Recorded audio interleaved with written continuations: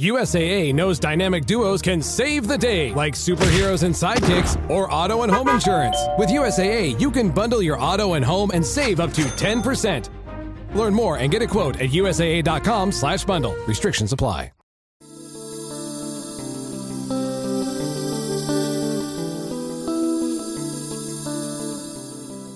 This is Doyle. You're listening to a Spirit Talk Show where stories come alive, bedtime stories for grown-ups.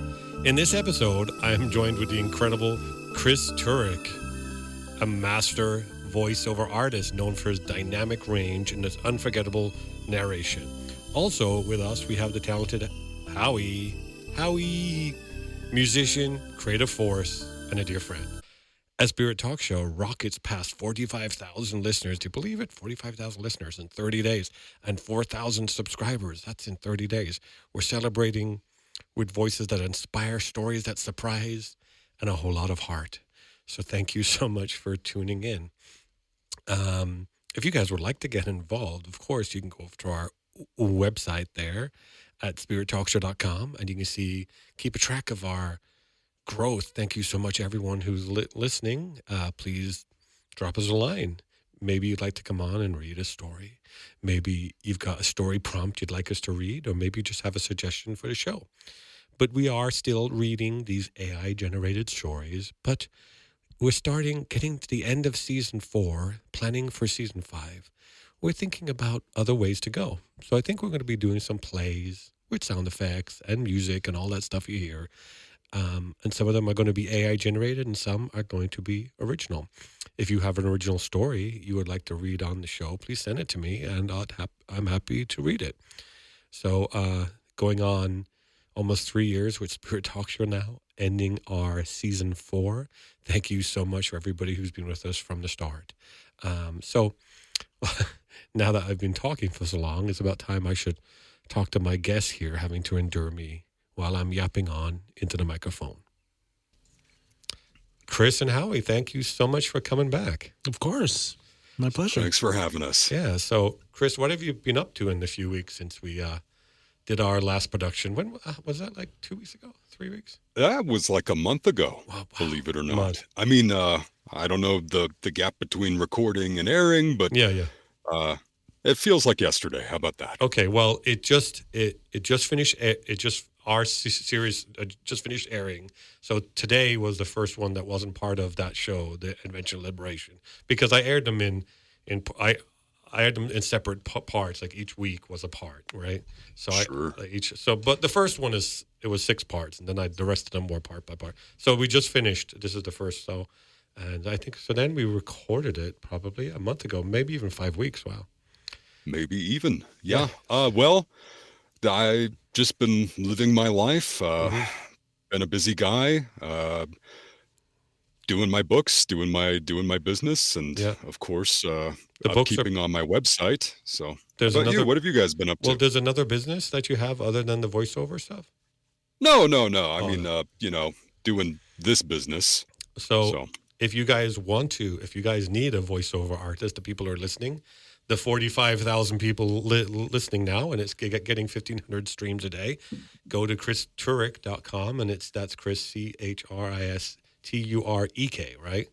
.com. That's correct. That's it. Okay. Well, Howie, thank you. What's going on with you? I'm just gigging and rehearsing a lot. The next couple of weeks, I've got stuff almost every day, so it's looking up for me. Great. Well, I'm a teacher, as you guys know. This is a great time of year for teachers. I'm getting to that point that I have my summer off here. That's nice. Maybe I'll do more website promoting. But guys, let's get into this. Let's read some drama play. Okay, you got it. Drama play. Who calls them drama plays? Okay, so here's just you. Just me, apparently. Can you see it okay on the screen? Yeah. Okay, so let's talk about the characters. We've got Fletcher, a 40s ex-security guard, paranoid but observant. Jasper, 20s, aimless musician. Sure, I can sarcastic, emotionally perceptive. And the conductor, 50s, seemingly aloof, but not what he appears. So he wants to be Jasper. Do you want to be Fletcher or the conductor? Well, I can be Fletcher. Okay. So what I'd like you to do, because you're the professional voiceover guy, if you could read the, like all the expose stuff, right? Sure. Okay. So, okay. Well, when you're ready, actually, we should get the title first. Okay, this is called The Last Stop. Interior subway car, midnight. Flickering fluorescent lights buzz, echoing inside a nearly empty car, the low hum of the train, the occasional rattle of tracks beneath. You see that? See what? Down the end, two women, holding hands like the world's ending. Maybe for them it is. Lights flicker, a low pulse of static fills the air, a sharp hum, silence again. That light behind her ear, red, blinking like it's syncing with the car. That's not normal. Neither are you, staring like a creep, man. No. Something's... Pauses. Oh, outside. You see that? A strange whoosh, glass rattles, a low-frequency rumble like a machine warping time itself. What the hell is that? Through the window, unplaceable shapes, golden spirals, glimmering cities, towers made of light. They vanish in a strobe. Okay, that wasn't real, right? No drugs, no sleep, no drink. That was real. They're not talking, just staring straight ahead, holding on like one of them is about to be pulled through the glass. Soft mechanical ping from the implant. Another pulse from the train lights, sinking. She's not from here. No one is, technically. No, not here. She's built. Tech behind her ears bleeding through time. You saw that glitch on the billboard? Another flicker. A billboard outside morphs. Symbols replacing the ad, then gone. It had her face like fragmented and numbers. Yeah, and a name I haven't heard in 20 years. Mine. Hey, are you okay? Do you need help? The woman in the courier suit turns slightly. She does not speak. Her pulse races visibly at her neck. Don't. Why? Because she's breaking the rules, just sitting there. And the more we notice, the more we're in on it. A door creaks open at the far end. A new figure steps on. The conductor. Evening, gentlemen. Tickets? Since when do subway cars have conductors? Only on nights like this. I've seen you before. I get around. What's going on? Who are they? They're lovers. One sent here to erase the other. Fell in love instead. Erase? Not your century's business. Is this train still on the right track?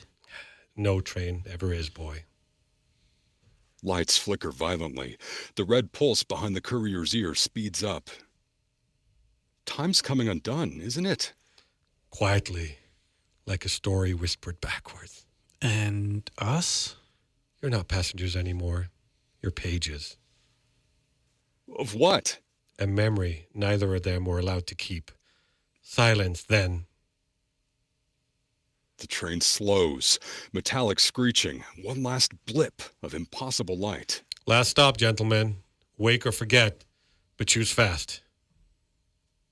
Beat, a final deep rumble, and the train halts. She's crying.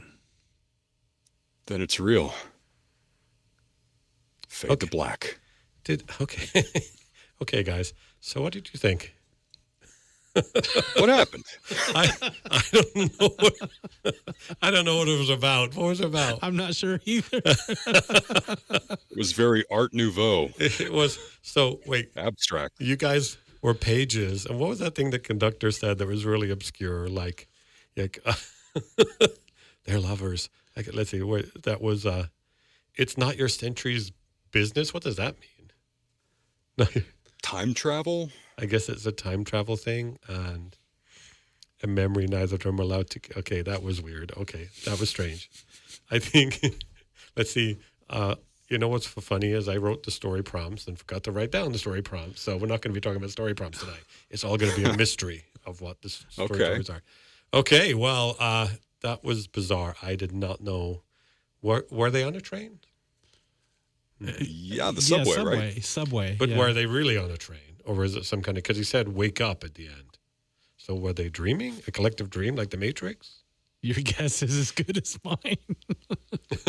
Coma dream. Coma dream. Okay. Here's the next one. The characters are Marcus, 30s cynical paramedic, recently divorced. Oh. Eddie, 50s janitor, ex-preacher, quiet and spiritual. Nate, 20s architecture student, overly logical, anxious. I mean, if I was going to pick, I would pick Nate because I'm a little bit overly. I think too much. So, how about you guys? Can I have dibs on Eddie? Okay. Okay, then I'm Marcus. It sounds good. You know, when we started the next story, we started going down, and I thought, oh no, I've already forgotten which one I am. I hope I'm not Fletcher because that's the first one talking. And this one, I am the first one talking. So you're still going to do you're still okay with doing the explanation stuff? Yeah, no problem. Okay, what's the name of this is, you see it there? Yeah. The Ceiling. Interior, abandoned hospital, night. The low whir of fluorescent lights, a constant drip echoes down a corridor. Wind hisses through a cracked window. 3 men breathe heavily, trapped in an empty room. Okay, I think we're under the emergency ward. There's a floor plan near the entrance. If we... We've been under the ceiling for 23 minutes. It dropped an inch. Nobody's coming, kid. They always come, eventually. Not this time. They sealed the place off in '02. No rescue teams crawling through asbestos and ghosts to find 3 guys stupid enough to tour it at midnight. We didn't tour it. We followed a sound, remember? The song. You heard it. I heard it. I heard a breeze through rust. You heard a melody because you wanted magic. The ceiling creaks slightly. A small puff of dust falls. Everyone holds their breath. We can crawl through the ducts if we pull the vent off. What, you weigh what? 140? That ceiling falls. It's not choosing favorites. He's trying to believe in a way out. Let him. What about you? You barely moved, just sitting there like a man who's seen ceilings fall before. What's that mean? There was a church I worked in once. Ceilings older than most gods. I prayed every time I walked under them. Not to be spared, just to understand if the collapse was coming for a reason. You're not helping. Well, maybe not. You two are unbelievable. You want to chant and theorize while we suffocate under 1,000 pounds of nostalgia? Be my guest. There's air. There's still air. That means there's time. Air doesn't mean time. It means choice. Silence. A deep groan from the ceiling. Wood and metal straining. Divorced 3 months. I survived an ambulance flipping on the I-5, but I die here under plaster and sentiment. Then speak before it happens. What do you need said? What? Say what needs saying. That's what ceilings do. They test you. See if your voice matters more than your fear. I didn't tell my mom I was gay before she died. Silence. A soft crack above. Dust falls. I cheated on my wife once, right after our kid was born. She never found out. I told her I was just broken. I stopped believing in the God I preached about. Not all at once, bit by bit, but I still wore the collar. Think the ceiling cares? No, but maybe you do. It's Boeing. We've got seconds. Then move. Or speak louder. They all yell at once, in anger, confession, fear. Then, crash. Cut to black. After a beat, silence, then the faint sound of the same song that led them in. Wait, that's it? All right. Okay. What was that about? What do you think it was about? I still don't know. That was very Tales from the Crypt, you know? I think it's somehow the stealing judges you on what you do. Confession? Confession? I don't know. See, this is the beauty. This is the shtick of cold reading. We read what we read, and it is what it is. And I've never read these before. That's the shtick of the show. So it is what it is. Maybe this Heck of a thing. Maybe this won't be one of my diamonds of my show list. Okay. Well, here we go again. This is called The Shed, and we've got Cal, 60s, recently widowed, stoic but worn down by grief. Marty, 30s, Cal's son-in-law, upbeat on the surface, hiding guilt. And Jonah, 40s, Cal's childhood friend, dry wit, still carries a boyhood bond. See who has it looks like there's an equal amount of lines. So who do you want to be? Okay. I'll do Marty. You're Marty? Yeah. Okay, you got Cal or Jonah?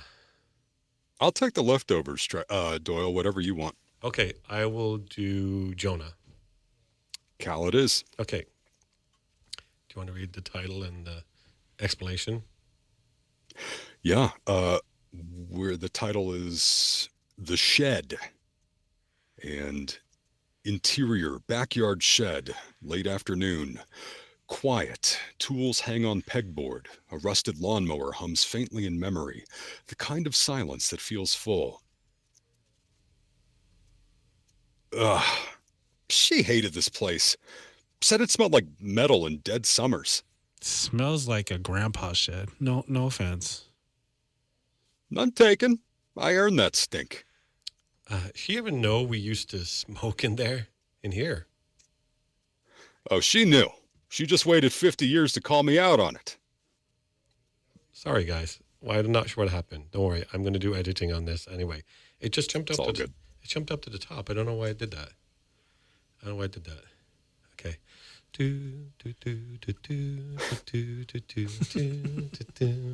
Oh, wait. Thank you. Is that it?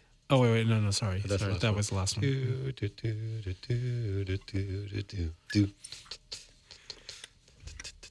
Okay, where were you? Just the mouse was making it good to do this, so I tried to use the arrow key instead, and it jumped me up to the top. Okay. Oh, it happens. Have we done? She ever knew we smoke in here? We did that. Well, let's do. She ever? I'll do my line again, and then because I'm going to edit it. Okay. Okay. I'm going to do it. She ever knew we used to smoke in here?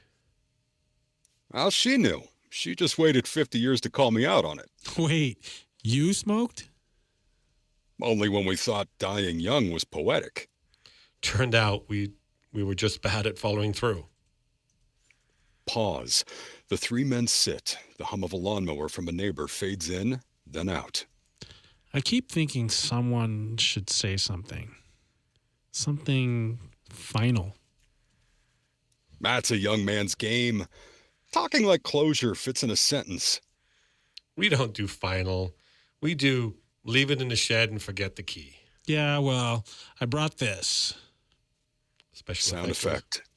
Yeah. Yep. Is that? Her lemon bars. I found the recipe in a drawer. I screwed up the crust. Don't judge.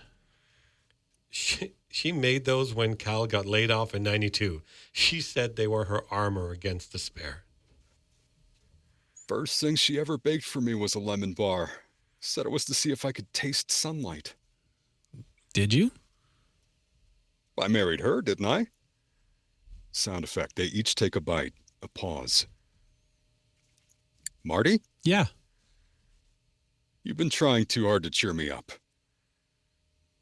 I don't know what else to do. Just sit with me. That's plenty. Silence, a breeze outside. Tools shift slightly on the pegboard. She once told me grief is like a misplaced sound. You hear it, but only in echoes. Yeah, and you start listening for it everywhere else, hoping someone else hums it by accident. Do you guys think it ever goes away? No. But it stops demanding an answer. Sound effect. Someone sets down a half-eaten lemon bar. Do we leave these out? We put them on the shelf right next to her garden gloves.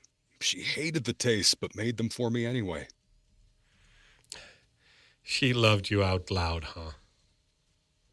She loved like a thunderstorm. You didn't get to prepare for it, you just stood there and took it. Silence, tools creak on their hooks. A plane passes overhead. Thanks for letting me in here. You were always in. You were always in. Oh, That was your line. Sorry. Go ahead and do it. it's okay. You were always in. You just didn't know it yet. Fade out. Okay, so I think this was a little bit more clear. It sounds like they're grieving Yeah. Cal's wife, right? Not. Yeah? Grieving and then talking to each other like people don't talk. Yeah. Well, it is AI. Like three computers got together and started. Well, guess what, Chris? You know who wrote this? A computer. Oh, They're written by a computer. wild stuff. Wow. Okay. Well, this is the fun one. So we know which one you're going to be. You're a trailer guy that speaks like in a world where, in that kind of 80s trailer guy. So your trailer guy speaks only in dramatic 40s, 50s movie trailer. I don't know if I call it 40s, 50s. More like 80s. Let's do 80s. 80s. And Tammy, obsessed with the movies. She thinks trailer guy is amazing. That's you, Howie. Yeah, I figured I was the girl. Okay. You don't want to be the girl? No, I'm always the girl, remember? Okay. Bottom energy over here. Okay. And I'm Marcus, painfully aware that something is off and trying to make it stop. Okay, here we go. Oh, what's the title? Oh, yeah, gosh. Okay, it's called... it doesn't have a title. Does that not have a title? Yeah. Untitled. Coming this Oh, summer. wait, coming this summer. Coming this summer. Okay, there we go. So go ahead and start. Okay. Just scroll down if you don't mind. Oh, I thought you were going to read the title first, and then I'll go down. Okay, sorry. Coming this summer. Interior coffee shop. Day. Three friends sit at a corner table. Trailer guy holds his latte like it's a crystal orb of fate. In a world where caffeine is king, three friends face their ultimate challenge. Brunch. Oh my God. Do it again. Do that thing again where you say, coming this fall. Coming this fall, three lives collide in a frothy storm of almond milk and bad decisions. Jesus, not again. We talked about this, Derek. You're not in a movie trailer. You're ordering a croissant. One man, one mission, one flaky, buttery destiny. Chills, literal goosebumps. It's like if the Goonies had a baby with Die Hard and raised it on Saved by the Bell reruns. What does that even mean? Tammy, you know this isn't normal, right? Not normal? Marcus, it's iconic. He turned my dog's bath time into an Oscar-worthy monologue. This summer, Daisy the golden retriever takes on the dirt, the dander, and the tub of doom. Okay, but yesterday he narrated our group chat out loud in Starbucks. Three friends, one typo, and an autocorrect that could cost them everything. Honestly, if he'd done this during The Breakfast Club, that final scene would have hit even harder. Harder, he rewrote Terminator 2. He said, "Don't forget about me." But they did. Now, he's back, and he's not alone. So powerful. He narrated your breakup, Tammy, with your ex sitting right there. She wanted freedom. He wanted brunch. But destiny had other plans, featuring Brad Pitt as the waiter who brought too many forks. It helped me process. No, this has gone too far. Derek, you need to talk like a human. Just once. This spring, one man must choose. Speak like a normal person, or sell out. There's nothing to sell. You work at Office Depot. Office Depot, where heroes are made, and Toner never sleeps. Now that's a tagline. I give up. I'm going to Blockbuster. Blockbuster doesn't exist anymore. But for one man, nostalgia is real. Coming soon to VHS. Says title. Fade to black. Okay, I guess it's coming back up, though, because it's starting again. Sorry. Okay, you want to read here? This line? The trio exits the cafe. Trailer guy dramatically opens the door like it's a spaceship airlock. As the sun sets on another caramel macchiato, 3 souls step into the unknown. We're literally going to Walgreens. Stop making everything sound like Jurassic Park. Life finds a pharmacy. Okay, that one was actually brilliant. He's not brilliant, Tammy. He's broken. The man narrated a salad bar yesterday. A salad bar. Lettuce, croutons, danger. From the creators of Soup, The Reckoning. You're like a sexy Don LaFontaine. Please never say sexy Don LaFontaine again. I just want to live in a world where Derek narrates my life, like when I get my dry cleaning. She came for the starch, but stayed for redemption. This is the part in the Truman Show where everyone but me is in on it. Oh my God, yes, that makes you Ed Harris. I'm not wearing a beret. I'm not watching people from a moon bunker, Tammy. But what if he was? What if he's been watching all along? That's it. I'm staging an intervention. You need a therapist. But can therapy heal? A voice this dramatic from the mind that brought you unexpected echo in the parking garage. Ooh, that one was spooky. I felt like I was in Ghostbusters 2. I can't believe I'm saying this, but can you please stop encouraging him? 2 friends, 1 dream, no boundaries, except the one set by municipal noise ordinances. You should run for mayor. Of what? The land before time? In a prehistoric democracy, only 1 dinosaur can make a difference. I hate everything about this timeline. This fall, 1 man walks away from his friends and straight into destiny, or target, whichever comes first. That's it. I'm walking away. Do not follow me. He walked alone, but in his heart, he carried Blockbuster, Radio Shack, and his dial-up internet dreams. I swear to Spielberg, if he references Back to the Future, I will. Roads. Where we're going, we don't need coherent dialogue. He got you again. Oh my gosh. Fade to black. Coming this fall, 1 voice, no filter, sponsored by Surge and Emotional Chaos. Okay.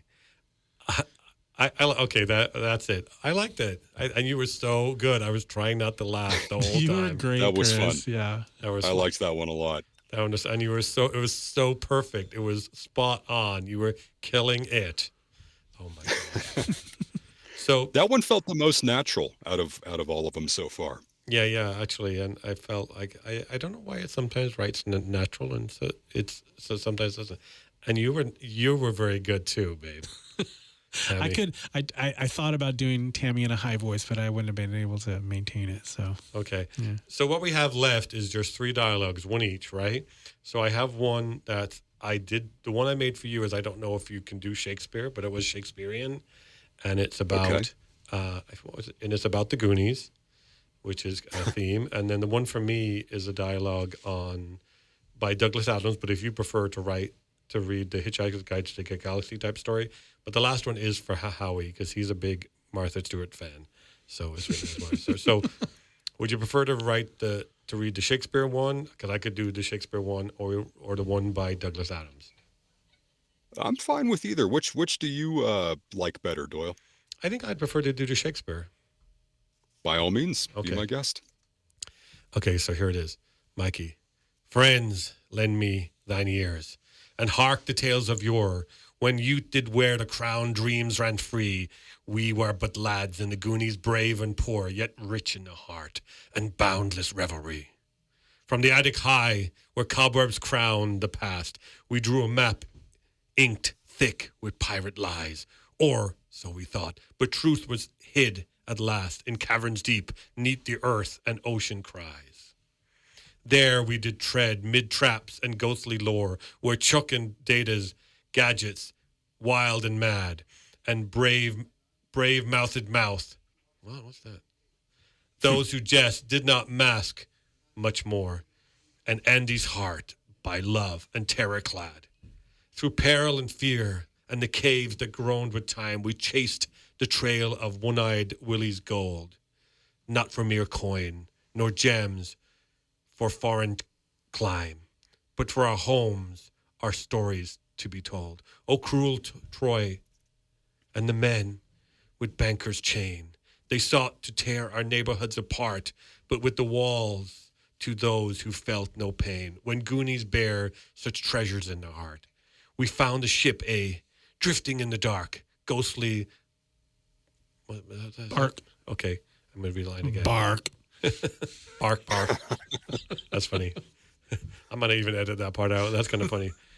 By the way, if you're listening, the bark, bark, bark is a reference to our the invention of liberation, where Howie voiced the amazing robot dog. So, a ghostly bark with riches piled high, yet let sail, free bird without mark, for freedom was the truest gem to buy. And through the years, we marched in sober dress, the childhood fades like echoes in the brine. Still do I feel, with all the heaven can bless, the Goonies never say, the Goonies never say farewell nor die.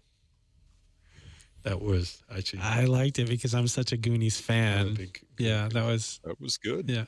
That was... Do you like the Goonies? Are they supposed to be making a sequel to that, or am I crazy? They are. I saw an Instagram reel where all the characters are returning. But is it going to be Mikey's son or something? I don't know. That's a good question. Yeah. I don't think Sean Austin can climb around in caves I don't think so. He's a little out of shape. Yeah, he looks a little out of shape. Okay, and wait. Oh, and that guy who plays, is it Data? Data, the guy who won the Oscar. He is a big star now. Yeah. He's a huge star. Yeah. Did you see Everything Everywhere All at Once, Chris? I've seen bits and pieces of it, but I've never actually sat down and done the whole thing. It's been highly recommended by a lot of friends and family. So it's so good, but it's not something to watch high or drunk because you have to really pay attention. It's very detailed. I heard it's chaotic. Oh, it's chaotic and it's out of control in some parts, and it's hard to follow. But it's incredible if you follow. Did you like it? We tried watching it, but I think I was high. So, I was a little bit high the first time I watched it, and I was like, I got lost. Okay, well, here's your one. I'll let you read even the title, Chris. Okay. Yeah. Excerpts from the Slightly Inaccurate but Emotionally Truthful Guide to the Galaxy, Volume 17, The Fifth Element and Other Disasters Involving Ancient Evil and Orange-Haired Women. It is a widely known and deeply misunderstood fact that the universe occasionally attempts to annihilate itself simply out of boredom. One such occasion occurred in the 23rd century when a vast, malevolent space goo, known colloquially as evil, because no one could be bothered to think of a more original name, decided to crash into Earth like a particularly moody bowling ball. Enter Corbin Dallas, former soldier, reluctant taxi driver, and the sort of man who makes you question the fashion sense of dystopian societies. He lived in a flat roughly the size of a toaster, decorated in the chic aesthetic of post-war laundromat. Corbin's life changed dramatically one day when a genetically engineered supreme being with the hair color of a radioactive carrot fell through the roof of his cab. This being, Lilu, spoke in a constructed language that sounded like someone reciting IKEA instructions during a nervous breakdown. She was also humanity's only hope, which naturally meant no one gave her any clear instructions, and everyone immediately tried to shoot her. The plot, if one could call it that without being sued for libel, involved 4 elemental stones, a flamboyant intergalactic talk show host, and a villain named Zorg, who dressed like a depressed hedge trimmer. The stones represented earth, air, fire, and water, though in practice they seem to mostly represent the plot's unwillingness to explain itself. To save the universe, these 4 stones needed to be arranged around a glowing altar inside an ancient Egyptian space pyramid, naturally, and activated by someone who had successfully learned the value of love in under 2 hours. Fortunately, Lilu, who had previously absorbed the entirety of human history via a Windows 95-looking information stream, managed to conclude that love was, despite overwhelming evidence to the contrary, worth trying. In the end, evil was vanquished by a single kiss, proving once and for all that galactic annihilation is no match for a well-timed snog. The moral of the story? Never underestimate the power of love, a multipass, and a good pair of goggles. Okay. Whoa. Okay, I love The Fifth Element, and I actually really like that. And it was so Douglas Adams, the style. Chris, you are amazing. You can read the shite out of that. Yeah. I've got a lot of practice reading. I love The Fifth Element, too. It's one of my favorite movies. I saw it at a drive-in movie theater. How many people can say that? Wow. Oh, wow. Where? But where was that? It was in Washington State. Yeah. So, I'm sorry, I interrupted you. What were you going to say? I was just going to say that the AI tore the movie to shreds. I mean, it's very snarky.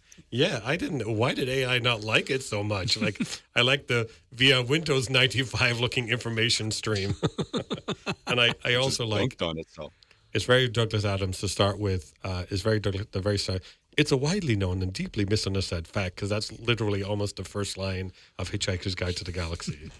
So I loved it. So now we're going to listen to the multi-talented Howie. Everybody who knows him, after a while, they taught to say Howie. And you guys, when you met him, like Emery, she was saying Howie within moments of meeting you. Why is that? Okay, so Howie is a big Martha Stewart fan. Yes, I didn't know that. I didn't know that a grown man who's 54 is the typical wheelhouse for Martha Stewart. She's amazing. I love her. She can do anything. What is it about her that she can love? tile the bottom of a swimming pool with American Express cards. Has she? Yes, she has. She has. Wait, you never she seen did that commercial? No. So okay, so she also went to a federal prison in West Virginia. She did. But I heard it was like a cupcake, where they had room service and stuff. She survived. Okay. Well, here's your. Okay, a good thing. Celebrating the gay community, as written and spoken by Martha Stewart. Hello, friends. Today, I'd like to take a moment between making lavender-infused pavlovas and hand-embroidering seasonal napkins to celebrate a community that, quite frankly, has taught us all a thing or two about living beautifully. The gay community, like a well-curated garden, is vibrant, resilient, and overflowing with creativity. It's the community that taught us the difference between taupe and grège, that elevated brunch to an art form, and that reminded the world that chosen family isn't just a phrase, it's a lifestyle choice. Like homemade pesto, intentional, comforting, and always better with fresh basil. Some of my dearest friends are gay, and I must say, no one knows how to host a dinner party, reorganize a bookshelf by color, or turn emotional trauma into a Tony Award-winning musical quite like they do. That's talent. From Stonewall to Spotlight, from Fire Island to fire pits and charming backyard patios, the gay community has led with courage, flair, and an unyielding commitment to authenticity. They've taught us that self-expression is not a luxury, it's a necessity, like high thread count sheets or a well-stocked pantry. And let's not forget, Pride is not just a month. Pride is a year-round sensibility, like good lighting or a French press. It improves absolutely everything. So today, light a candle, not just any candle, something with hints of cedar, fig, and a dash of something mysterious, perhaps resilience. And say thank you to the artists, the activists, the drag queens, the quiet listeners, the flamboyant brunchers, and the people who made Yas Queen a viable form of emotional support. Celebrating who you are and helping others do the same, that, my dears, is a very good thing.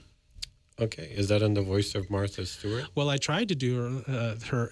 She enunciates very well. She, the way she speaks is very posh, very highbrow. At one part, you sounded a bit like that character from Schitt's Creek. Moira. Moira. At one point, you sounded like, Moira. Yeah. At one point, you sounded like that. Okay, so I want to finish it. I don't even have this story created. I want you to read one more story, if you're okay, Chris. And Yeah. Is there a topic? I'm actually going to create the story right now as we talk. Is there a topic you want the story to be about? Can you think of a topic? Post-apocalyptic Seinfeld episode. Okay. Apocalyptic. Post. Apocalyptic. Seinfeld episode? Yeah. So we're gonna do like parts, or you just gonna read it? I was thinking of a narrative, but but by you. I could do the whole thing if you don't mind. Okay. I didn't press return. So even though there might be different parts in it, you're okay. You can do all the parts. It looks like it's. Oh yeah, it's Okay. my job. Okay, here we go. Now I'm trying to make sure I can not make this jump. So I'm going to see if I can do it like this way. Okay. It's called The Last Bagel on Earth. Okay. Well, when you're ready. Wait, do you do an impression of Seinfeld? I'm gonna try to whip one out right now. Wow. Well, that's what he said. Okay. Okay. Sorry, I can't help it. Okay, go ahead. Okay, The Last Bagel on Earth. Setting, New York City, 10 years after the fall of civilization. Post-apocalyptic wasteland. But Jerry's apartment somehow still stands. Interior, Jerry's apartment, day. Jerry is lounging on a dusty couch. Kramer's hair is somehow even wilder. Elaine bursts in with a rusty tin can. Jerry, I found it. A vacuum-sealed cinnamon raisin bagel. Intact. It's beautiful. Cinnamon raisin? Who's saving cinnamon raisin from the end of the world? Kramer bursting in. Did somebody say cinnamon raisin? Buddy of mine over in Sector 9 trades batteries for bagels. It's the new currency, Jerry. Bagel-backed economy. I'm not investing in bread-based currency. That's how the last economy collapsed. George entering in a dirty trench coat carrying a Geiger counter. You think that's bad? I just got rejected by the last living woman on the Eastern Seaboard. Maybe don't lead with your fallout rash, George. I told her it was mystery spots. That's intriguing. Jerry, I got a guy who can clone that bagel. Real discreet, but he wants hair from your armpit. I am not bothering body hair for bootleg bread, Kramer. Exterior wasteland. Later. They trek across a bleak, irradiated Central Park. Mutated squirrels scatter. They arrive at Newman's fortress made of mailboxes. Newman in a patched postal uniform. So, the bagel returns to me. You know about the bagel? I mailed it to myself right before the blasts. Priority Express. What do you want it for? Silence and a kiss from Elaine. Oh, please. I made out with a cannibal raider last week. You think you scare me? She takes the bagel and walks off. Interior, Jerry's apartment, night. They sit around a candle, slicing the bagel like it's the Holy Grail. We've survived nuclear winter, mutant possums, and an economy run by raccoons. But this is the real miracle. Do we have any schmear? Buddy of mine's got black market cream cheese, but he only takes toenails. Tag scene, stand-up spotlight. You ever try to survive the apocalypse with your ex, a doomsday mailman, and a guy who trades hair for pastries? It's like brunch in Brooklyn, just with more radiation. Okay. Wow. You saved the night. That was great. Oh my God, your impressions are amazing. Your voice is so close, actually. Yeah. I love the show. I watch it a lot. So Jerry's voice was perfect. George's was perfect. I think I didn't really hear Newman, but it was really good. Elaine's was. Kramer was almost perfection. On, yeah. Kramer was almost perfection. Oh my Lord. Well, oh my God. That was good stuff. That was a really cool way to end. But Chris, thank you so much for coming on. It's always a pleasure. And thank you. Please go to christurek.com. That's Turek, TUREK.com. EK. And if you have any of your voiceover needs, and Howie, talk about your quartet. Quartetstrings.com if you need a string quartet for any occasion, weddings, funerals, parties, bar mitzvahs, you name it. Oi, okay. And if you guys would like to get any information about the radio show, go to spirittalkshow.com. And thank you so much for listening, and we will talk to you soon. Okay, say goodbye, boys. Goodbye, boys. Catch you later. Okay, thank you. And have a good night.